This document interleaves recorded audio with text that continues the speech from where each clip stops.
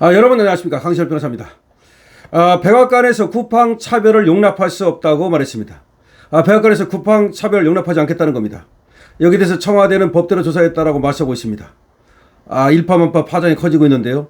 미 하원에서 34쪽의 쿠팡 보고서를 냈다고 말씀드렸죠. 미 하원의 법사위에서 34쪽의 쿠팡 보고서를 낸 겁니다. 이 소식 빠르게 전하겠습니다. 한국 정부가 미국의 본사를 둔 쿠팡을 차별하고 있다는 내용의 미 하원 보고서를 두고 한미 간 공방이 격화될 조짐을 보이고 있습니다. 미 백악관이 한국을 향해서 불공정 관행을 용납하지 않겠다고 하자 청와대는 3일 보고서 내용이 사실과 크게 다르다고 반박했습니다. 청와대는 쿠팡은 수사 대상이고 일종의 피의자다 라면서 우리 이야기도 반영해 소통하며 풀어가겠다고 했습니다. 쿠팡은 수사 대상이며 일종의 피의자라고 도발했습니다. 쿠팡 개인정보 유출 사고가 난 지 8개월이 지나도록 미국 정부를 납득시키지 못한 것은 문제라는 지적이 나오고 있습니다. 쿠팡에 대해서 미국 정부와 지금 한치의 간격도 좁히지 못하고 있는 겁니다. 그러니까 우리는 쿠팡은 수사 대상이고 피의자라고 얘기하고 과징금을 수천억을 물린다고 얘기하는데 미국은 완전히 쿠팡에 대해서 차별적 대우를 하고 있다라고 지금 얘기하면서 백악관까지도 용납하지 않겠다는 말을 쓴 겁니다. 쿠팡 차별 용납 못해, 이 말이 중요합니다. 이거는 한미 통상 갈등으로 번질 수 있고 그리고 보복 관세를 때릴 수 있다는 것을 얘기하는 것입니다. 이재명 때문에 말이죠. 이재명 정부가 쿠팡 차별하다가 그야말로 한국 경제에 골로 가게 생겼다는 말까지 나오고 있습니다. 미 백악관은 2일 미 하원 법제사무위원회 쿠팡 보고서와 관련해서 어떤 합리적인 기준을 적용하더라도 쿠팡은 이재명 정부에 의해 표적으로 지목됐다. 어떤 합리적인 기준을 적용하더라도 쿠팡은 이재명 정부에 표적으로 지목됐다. 트럼프 정부는 미국 디지털 서비스의 한국 시장 접근을 제한하는 행위를 포함한 불공정 무역 관행을 용납하지 않을 것이다 라고 밝힌 겁니다. 백악관 관계자는 한국 정부가 미국 테크 기업을 차별적으로 표적으로 삼고 있는 상황에 대해 깊은 우려를 표명한다고도 말하고 있습니다. 그러니까 지금 백악관은 말이죠, 한국 정부가 쿠팡을 차별하고 그리고 표적으로 삼고 그거에 대해서 우려한다는 말을 하고 있고 그리고 어떤 합리적 기준을 적용하더라도 쿠팡은 차별받았다, 쿠팡을 표적으로 삼았다 라고 결론을 내린 겁니다. 이미 결론을 내렸는데 지금까지 로비를 해서도 안 됐는데도 불구하고 계속해서 버티고 있는 겁니다. 미 하원 법사위는 경쟁 차단, 미국인 소유 기업에 대한 한국의 차별적 공격이라는 34쪽짜리 보고서를 공개했습니다. 헤럴드 로저스 쿠팡 한국법인 임시대표의 증언과 쿠팡이 제출한 자료를 주된 근거로 보고서를 작성한 것인데 여기서 한국 당국은 쿠팡을 표적으로 삼아 적대적인 규제, 불공정한 집행에 노출시켰다라고 분명히 적시했습니다. 한국 당국은 쿠팡을 표적으로 삼아 적대적인 규제, 불공정한 집행에 노출시켰다. 작년 11월 쿠팡에서 대규모 개인정보 유출 사고가 난 후 국정원 지시에 따라 유출 혐의를 받는 전직 직원의 노트북을 중국에서 회수했는데 국정원의 개입을 이재명이 알았다는 주장도 담겼습니다. 이재명도 국정원 개입을 알고 있었고 국정원이 개입했는데도 불구하고 발뺌하고 있다는 얘기입니다. 이재명도 국정원 개입을 알고 있었다고 분명히 하원 법사위 보고서에 적시한 겁니다. 그러니까 이재명을 타깃을 하고 있는 겁니다. 보고서가 알려지자 한국 외교부는 쿠팡 주장만을 일방적으로 반영하고 있다는 점에서 유감을 표한다. 국정원도 입장문을 내고 보고서 내용이 사실과 다르다라고 하면서 지금 미 법사위의 보고서를 저격하고 있습니다.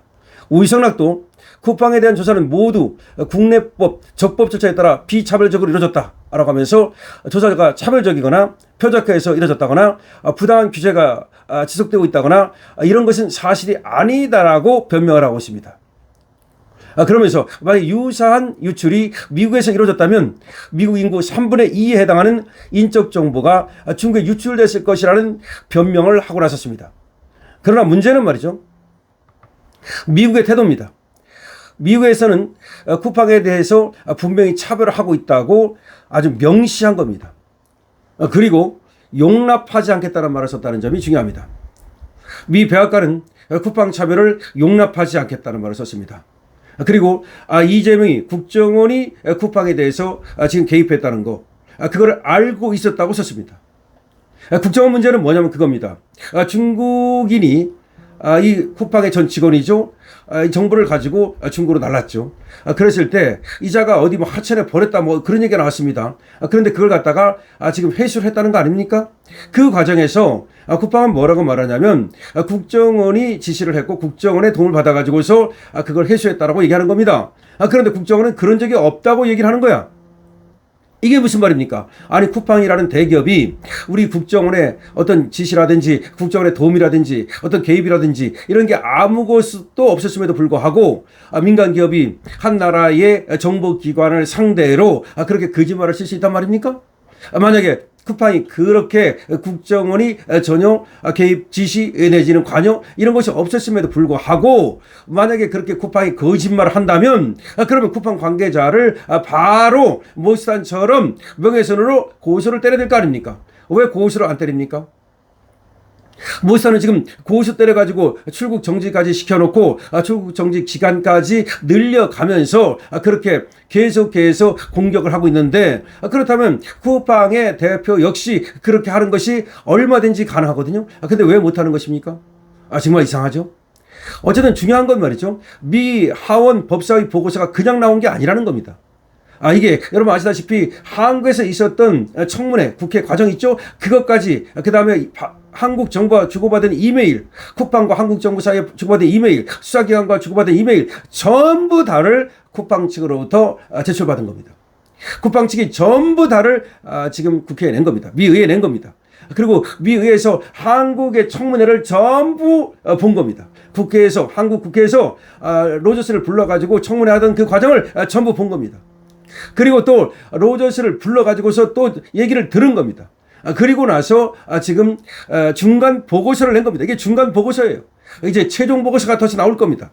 자, 그런데 우리 측에서는 계속해서 지금 계속 이 몇 달 동안 말이죠. 이 미 의회 측에 얘기를 했다는 겁니다. 안 한 게 아닙니다.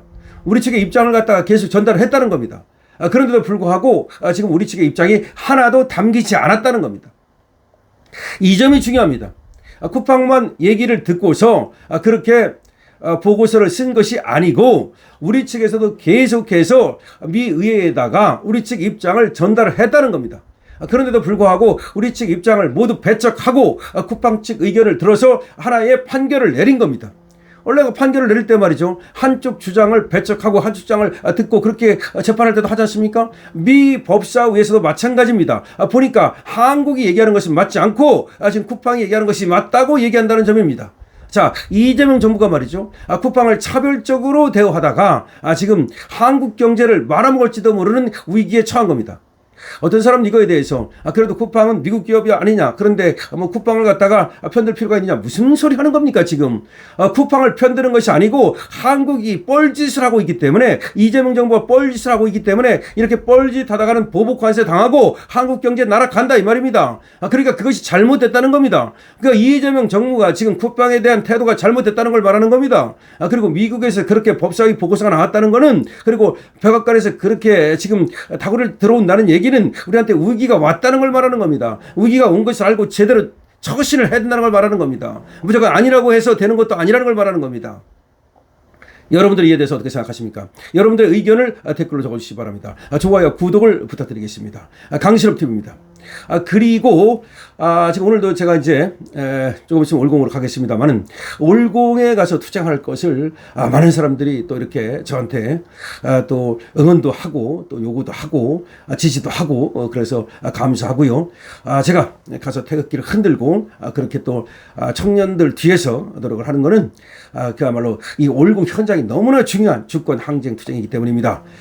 그리고 또 이런 어떤 올공 투쟁 이런 것들에 대해서 고맙다면서 또 과자를 보내주신 또 우리 어르신이 계십니다. 지금 과자를 갖다가 2대 명과라고 하는 과자를 보내주셨는데요. 과자 잘 받았다는 말씀 드리고 잘 먹겠다는 말씀도 드리고요. 감사합니다. 그리고 더 열심히 노력하겠다는 말씀도 드립니다. 그리고 저를 이렇게 저렇게 지지해 주시는 여러분들께 정말 이 자리를 빌려서 정말 감사하다는 말씀 다시 드립니다.